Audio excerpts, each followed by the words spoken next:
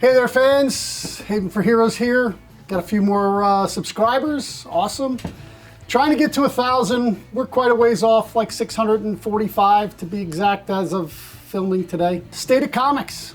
It's starting to feel like the late 90s, right? I don't think there's a bubble to burst. I think the collectors are fine. As long as dealers are willing to buy books, collectors will be willing to also buy books. Sports cards and comic books back in the 90s, what happened was, the prices had gotten extremely high, but then when you went in and tried to sell that book, dealers didn't even want to buy any because they already had 10 of them still.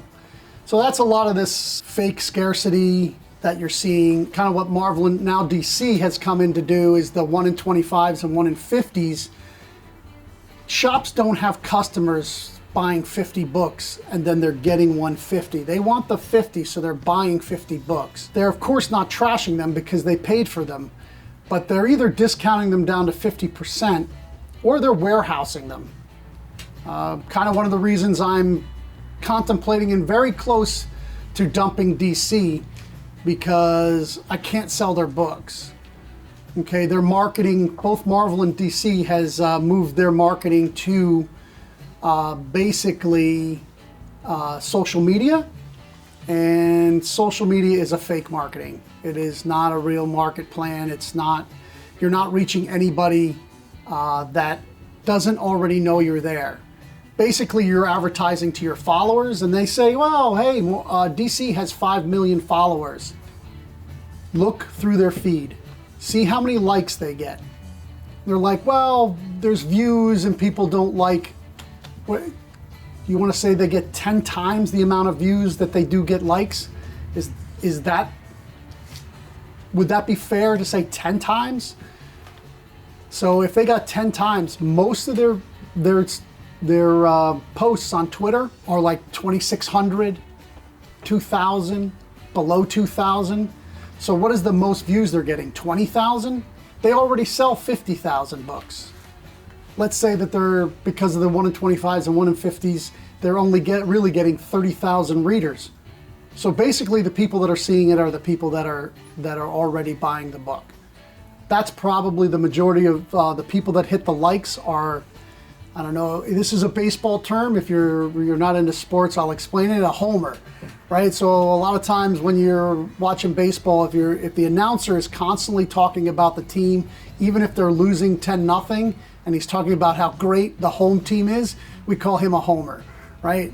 Or also a fan can be like that too. And that's what that I'm using for in this case, is that there are fanboys, and I am a DC fanboy, and I've been tried and true for a long time, and I lost a lot of money by not buying Marvel books when I was reading only DC in my youth. But they will, doesn't matter what they do, they'll buy the books, and it's just not enough to support a huge publishing company like that. I think that they have lost their way in a huge way, especially DC. Regardless of content, I'm not a fan of their recent content. It has nothing to do with woke agenda or not woke agenda. The stories are not good. There's a few people telling good stories, but they're not coming to good conclusions. They're not following through with new characters. They're not making their characters seem three-dimensional. They're focusing too much on one aspect. People aren't one thing. People are many things. They're not only their sexuality, but they're also their family, their upbringing, their job. Some of them have, has Superman worked at the Daily Planet in however long? I don't think so. I'm not sure, because I stopped reading it a long time ago. I guess a lot of them don't have secret identities that much anymore, where they actually go out and work. So how are they making a living? How are they feeding themselves? These are all things that, as you get older, you don't take for granted. You want that story to fill in all of that, but you also want them to punch somebody. So like there has been some writers recently that have had long runs that like get to some action. Like these are superheroes. They're supposed to be doing superhero stuff. We want to see that too. So, the story needs to have fullness, wholeness, stakes, and I just don't really feel it. I think a lot of the writers don't understand comics. I think that they thought it was a neat, cool idea to get into comics. They might have enjoyed comics, but you know, and I know I'm going to get a lot of, oh, get off my lawn, you old man. Like it's, yeah, I am an old man now. I am, but I also have been reading comics for a very long time. And most people come to comics in their youth, when they're young. Are they making new readers? Not very much. They make very little young reader content. The toys are really geared towards collectors. You know, a $60 action figure, are you gonna let your kid take that out of the package and play with it? It seems like they're gonna lose money on publishing and they don't care. The merchandising is where they really make their money. Their intellectual property that they license from the comics throughout to everybody for t-shirts and hats. I mean, I'm sure you've seen a lot more Superman t-shirts, Batman t-shirts than Batman issues sell or Superman issues sell. DC has very few comics in the top 100. I believe they're both Batman titles. I think they maybe have 3 or 4 books. I could be wrong. If you know the exact number, let me know. If I'm wrong, always, you know, give us a comment and straighten me out. But I know here at my shop, I went from selling 4 to 5 Flash a month to none. Superman was probably smaller, probably around 2 to 3, but that's across Action Comics, 3 Action Comics, 3 regular Superman, and then you know, a crossover with Batman might have 4. So like a World's Finest or just a Batman Superman, the All-Star book that came out years ago. Something like that would get like 4 or 5 readers. Batman books, I at one time was selling 10 Batman books. I am nowhere near those numbers, and it has nothing to do with COVID. Nothing, because my numbers on independent books have gone up. I'm doing like 5, and some books have gone as high as 10. And the problem with independent books, long-run independent books, is that there's a big fall off after issue 1, and there's a bigger fall off after issue 5. And man, when you get to issue 10, it's almost non-existent for a shop like mine. I'm not saying every shop is like mine. I explain different business models and different shops on my show on the Tales from the Flip Side. It's called Comic Shop Talk. So, you know, I understand there's different models I'm talking about just for me, but it's not going to be that different, right? If I've lost all my Superman and all my Flash readers, I'm sure that most stores have lost some of them. Most of my new subscribers are subscribing to Property Comics, and I've explained that in other shows. It's basically like Teenage Mutant Ninja Turtles, Power Rangers, any kind of movie connection or television connection book, like Firefly and stuff like that, and video games. So Sonic is actually my #1 selling comic book right now. I sell 5 to 10 issues every month. If I don't sell out that month, they're gone by that week that it comes out. They're gone by the next month, because as kids come in, they grab it right off the shelves. They love that book. I may even up my number to 15 just so I have something to carry me to the next month. Great selling title. It is written for kids, entertaining for kids. It's just really hitting all the marks. I missed the Star Wars books on IDW. I hope that Dark Horse, they're going to be as good. The IDW books also were very good sellers for me until they canceled it. I really think the big 2 have given up. They're going to continue to print books and make very, very little money, possibly lose money, just to continue the intellectual property. Maybe we need another Image. We need some big interruption to get these guys fired up, right? To get it, make it challenging again. You know, they think they can just put out anything, and they're not selling to the individual customer anymore. They're selling to me. They're selling to the comic shop. They don't sell direct to consumer. They sell to me.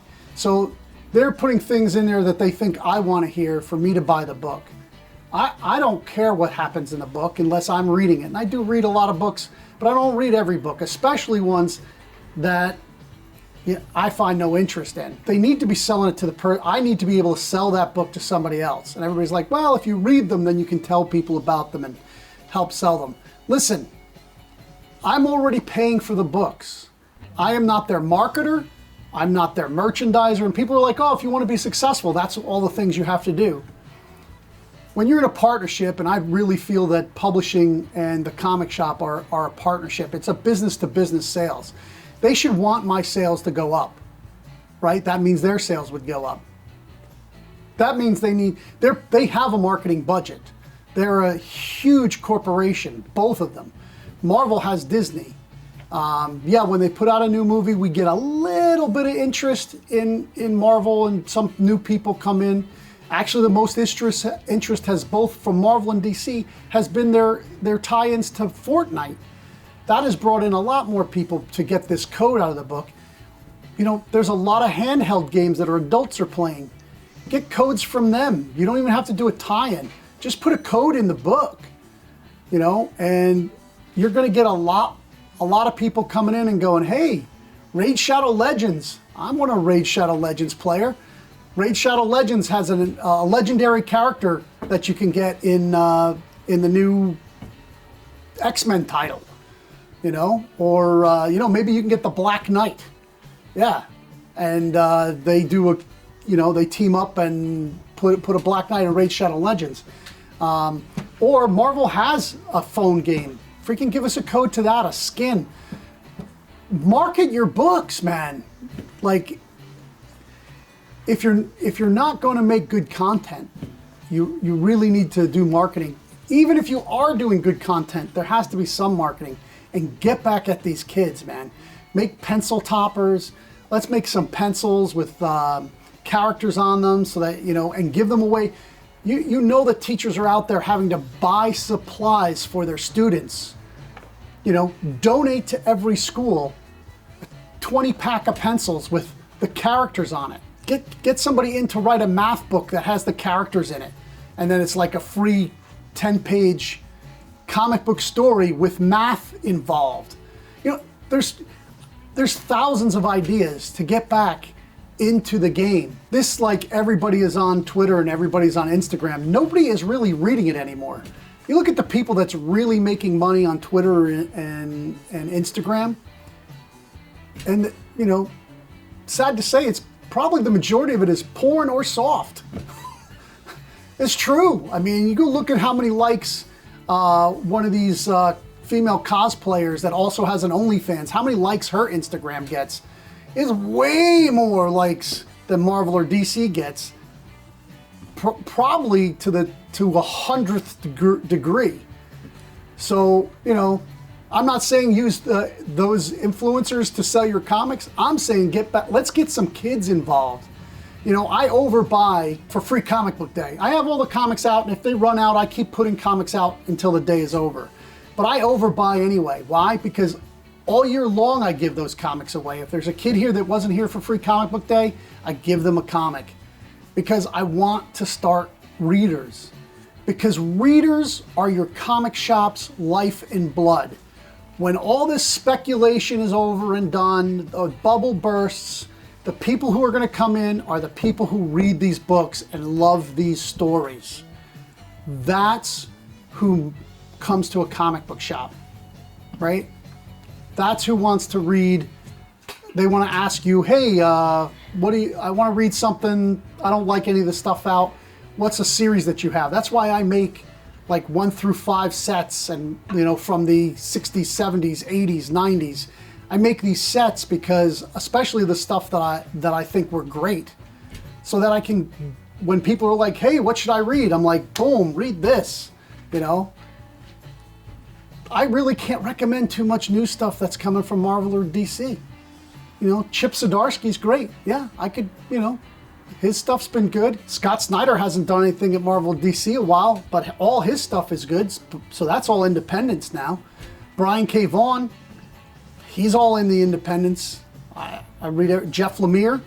98% independents. I think he recently had something out on Marvel or DC, I don't know. But you can see that there's a couple of companies that are on their way out. I guess Oni Press has already announced. There's a lot of rumblings about Valiant. Everything I'm hearing from the people I know in the business is that it's done. Valiant will be out pretty soon. Even though there's been a lot of new imprints opening up, some of the old ones are going under.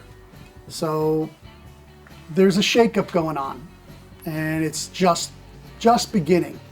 And a lot of these people that are out there without integrity, trying to grab the last dollar, are really hurting the comic industry.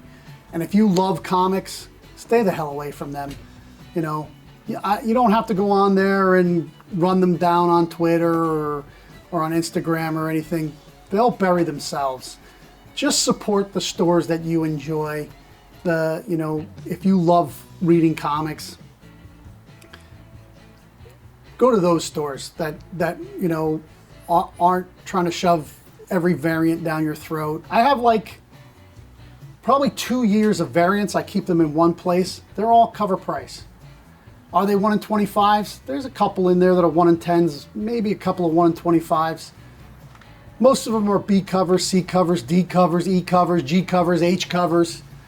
But, because that's what I bought them at. I don't, every once in a while, if one explodes and I can make a little extra money on it and I take it out and sell it on the internet because it's been in there for months and months and months and nobody purchased it, I got to still pay the bills.